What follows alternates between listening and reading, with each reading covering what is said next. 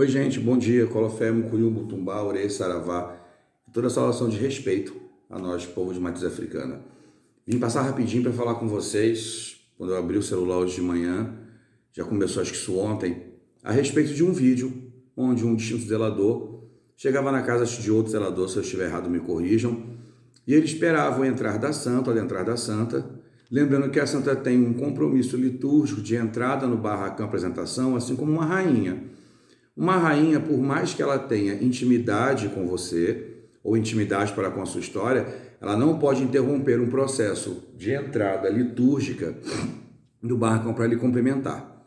Então esse zelador acho que deve ter chegado como visitante, sentou a cadeira e começou a questionar aquele vodum, aquela energia, do porquê ela não o cumprimentou, deixando bem claro que ela era uma pessoa, um elegum talvez de sua casa, e que por ter sido iniciado o vínculo de simbiose de servidor dele como zelador e dessa santa como ser servido, havia sido quebrado pelo desrespeito. Pois bem, está todo mundo falando de ego, egocentrismo ou sistema egocêntrico é quando tudo tem que andar ao seu redor, até concordo, mas ninguém está falando dos transtornos psicopatas individuais. Quando a gente fala da pessoa psicopata, ela é uma pessoa que, em geral, quando ela se acomete a um episódio como esse, que foi desse rapaz, ele, infelizmente, ele demonstra a sua irritabilidade pela incompatibilidade de não ser aceito, ser trocado.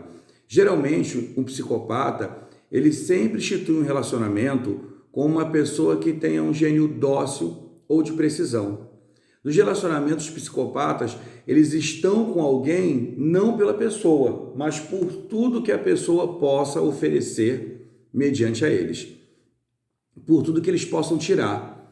Isso é pessoalmente, sexualmente, emocionalmente, materialmente. O psicopata, ele torna suas vítimas, se tornando ali uma pessoa prestativa, uma pessoa presente. Ele decide, ele acusa, ele separa aquela pessoa de um convívio, de comunidade.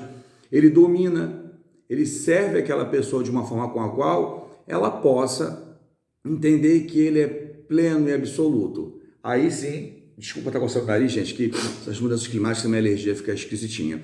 Então ele mostra para aquela pessoa que ao redor dela só existe ele, e somente ele pode pensar. Eu coloquei aqui uma estatueta que eu tenho de Oxum, não acreditando que ela vive o dia inteiro com a bebê e um AD na cabeça e gesticulada de gentileza, é porque não é a marcação de Oxum, sendo um orixá, um vodum, um inquice, de ligação ao do Oxê, de Onile, por vezes Ossá, é uma deusa que ela cresceu e se instituiu pela estratégia. O ABB, muitos falam que o ABB é pela beleza, quando na verdade o ABB é para que ela possa gesticular o que está atrás dela. Então, falando do posicionamento de Oxum, quando esse homem começou a falar, Oxum se ajoelhou e delicadamente ela repetiu o tão famoso Itã de quando o reino de Xangô ia ser, infelizmente, invadido e ela envenenou. Uns dizem que foram Amalás, outros dizem que foram Ipeté, outros dizem que foram Moloco, não importa. Ela criou uma comida envenenada com uma estratégia de centralizar para que quando os inimigos chegassem ao seu domínio, ela gentilmente ofertasse aquilo a eles. E na desconfiança, porque até os inimigos temiam Oxum, porque sabiam que ela era astuta por demais, ela não perdia nada. Como entre outras histórias que Oxum esteve como participante, criadora de alguns casos, para que ela depois pudesse trazer a solução. Então, com certeza, Oxum já havia percebido o mau relacionamento da filha para com o zelador. E tão quanto ela fez no Itã, do envenenamento dos inimigos, ela fez com esse homem. Ela gentilmente estava em seu castelo foi invadido por esse homem, castelo esse que é a atual casa desse zelador, e ali ela gentilmente se tornou doce, silenciosa, enquanto aquele homem bradava, falava, acusava, gesticulava, aquele homem cobrava toda reverência e respeito, sem em nenhum momento ele parar para pensar que ele é servidor. Eu trouxe esse vídeo hoje porque um filho meu, Eric, acordou de manhã indignado, falou, poxa pai, lá em casa, o nosso cumprimento para com os santos é a cabeça no chão, se o santo nasceu ontem, se não nasceu, deixou de nascer, se é velho, novo, qualquer pessoa da minha casa cumprimenta o orixá com a cabeça no chão. Não existe a humanização. Por mais que a energia queira adobar como símbolo de respeito àquela pessoa que a iniciou ou que cuidou dela, nós temos a decência de nos colocarmos ao chão e beijarmos a mão antes. Afinal, é prestador para a energia, nunca energia para o prestador. O emprego é dado como servidor, não como patrão. E então, esse meu filho começou a se questionar da falta de educação, da falta de esmero com aquele Vodun, e eu me senti por obrigação de dividir um pouco disso com vocês. Então, naquela ocasião onde Oxum envenenou os Amalás, e o inimigo chegou e viu gentilmente que ela comeu com as suas servas a borda do Amalá, e ele foi comer o centro, porque o psicopata, ele é um centralizador, ele vai no miolo, ele vai na gestão do que é melhor. Então, enquanto aquela pessoa pode ser vampirizada pelo psicopata e os seus transtornos, a pessoa tem serventia. Quando a pessoa se opõe, ou ela simplesmente deixa o psicopata, que foi o que eu disse nessa situação, a menina, talvez amargurada com o zelador, deixou. Eu tive inúmeros filhos, não foi somente um não, que saíram da minha casa, foram para a casa de outros zeladores, e em alguns deles eu tive até a honra de, junto com aquele zelador atual, dar continuidade. Quando o relacionamento não é bem instituído, automaticamente ele tem que ser decomposto. E o orixá, ele entende quando João e Maria não se dão bem. E o respeito, no meu caso, o respeito daquela energia por mim, às vezes eu ficava até com medo de magoar aquele meu irmão, magoar aquele meu amigo, cuja qual recebeu lá e deu continuidade à história desse filho que eu iniciei, não pôde ficar na minha casa. Eu ficava com medo de magoá-lo pela intimidade que eu tinha com a energia, com o Herê, com o Exu, seja lá com o que for.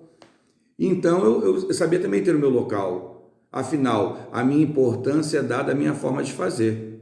Não é importante o zelador para o orixá. É de importância que o orixá exista e busque conciliação de santuário e culto para que o zelador seja zelador e que ele tenha a sua principal função, que é servir ao sagrado. Essa é a verdadeira missão, a verdadeira vocação do zelador é servir ao sagrado. Pois bem, quando a gente se coloca nessa posição do envergonhamento, ninguém parou para reparar. Todo mundo só está falando do zelador, quando o foco é Oxum. E Oxum, mais uma vez, nos dias de hoje, tanta modernidade, com tanto caminho diferenciado, Oxum repetiu mais uma vez o seu Itã. Ela degladiou, açoitou e humilhou o inimigo, o destruindo, porque essas imagens destroem a conduta desse zelador. Eu falei no vídeo anterior que às vezes poucas coisas faladas destroem uma pessoa sem que ela seja conhecida. Porém, a gente nunca conhece do outro totalmente. Eu não posso julgar esse homem. Eu só estou mostrando a minha percepção de visão, onde Oxum envergonhou, assim como ela fez com seus inimigos lá atrás. E se os relatos que a menina, que essa avó Dulce do Oxum coloca em questão são verdadeiros, ela tinha motivo para não conciliar e não dar continuidade à sua relação com esse homem, sendo filha e ele como pai. O mais importante de tudo é que a gente entenda que num relacionamento de uma pessoa que tem o transtorno de psicopatia, ela infelizmente vai evidenciar todo o lucro e tudo que ela puder sugar daquela pessoa até a última gota para ela se fazer feliz. Portanto, a entrevista interna, que eu falo muito, se dá no momento quando o Abian está frequentando uma casa e ele tem que dar tempo para conhecer aquela outra pessoa, porque o outro não mostrou para ele o quanto ele era. E o erro não está contido na religião, o erro está no ter adentrado sem conhecimento.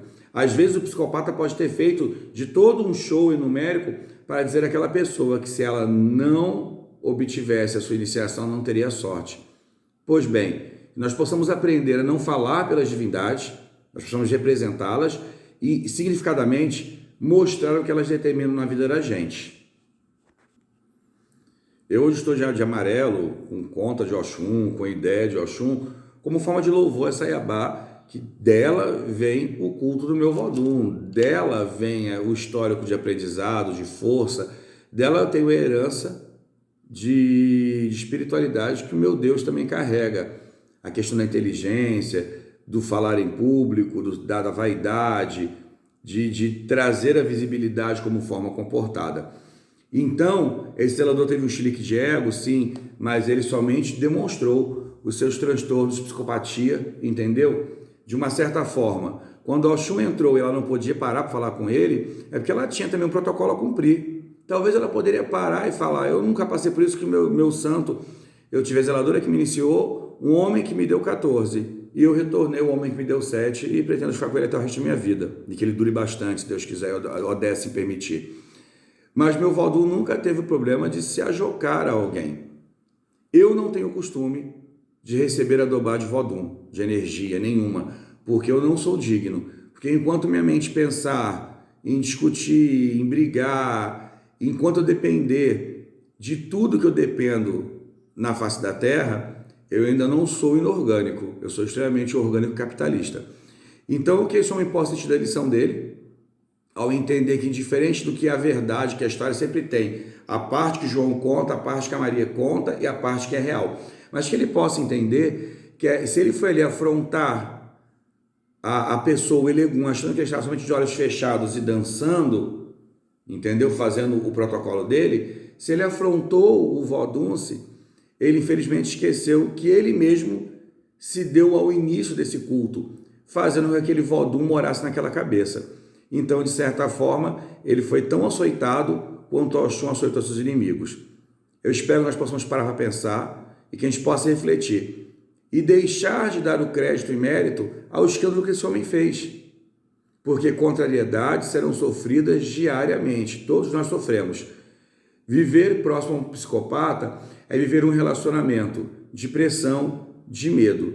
E quando você se liberta, muito mais preocupante que a libertação é preparar o terreno para isso.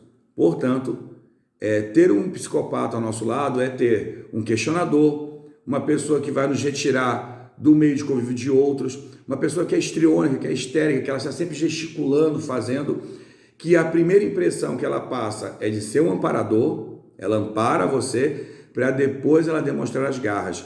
E enquanto você tiver algo a ser absorvido, o psicopata vai estar ao seu lado. Quando você não tiver mais o que ofertar, ele ainda vai estar ali para poder criticar, bater, julgar e, de certa forma, açoitar você, porque você não está cumprindo sua principal função, que é adorá-lo. Daí entra o ego. Porque no sistema egocêntrico de ser, esse homem requer adoração, reconhecimento e vida. Mas ele não paga, ele não banca o preço para poder ser uma pessoa querida. Às vezes a gente tem conduta de correção, muito mais que amor. Mas em toda a conta do zelador, por mais que a gente xingue, brigue, fulano não lavou a louça, fulano não trabalha, fulano não vem à função, o zelador ele tem o instinto de pai e de mãe. E a nós é dado a responsabilidade de dar contínuo. E a nós também é dado a responsabilidade de dar fim a um relacionamento antes que o filho dê. E, infelizmente, o mundo é composto de alegrias e infelicidades. E nesses relacionamentos ditos como pais e filhos espirituais, a gente tem que tomar muito cuidado para não ser vítima de uma pessoa com transtorno de psicopatia e para que nós não sejamos indiretamente psicopatas. Um grande beijo, um colofé, que o Vodun Oxum possa abençoar a todos com o ouro da vida, assim como diz meu filho do Fonetinho, e que ela possa dar a vocês o de melhor que todos precisam, que é a essência. Oxum, no meio da sua beleza e feridas, no meio das suas guerras e da sua astúcia, ela nunca perdeu a sua essência.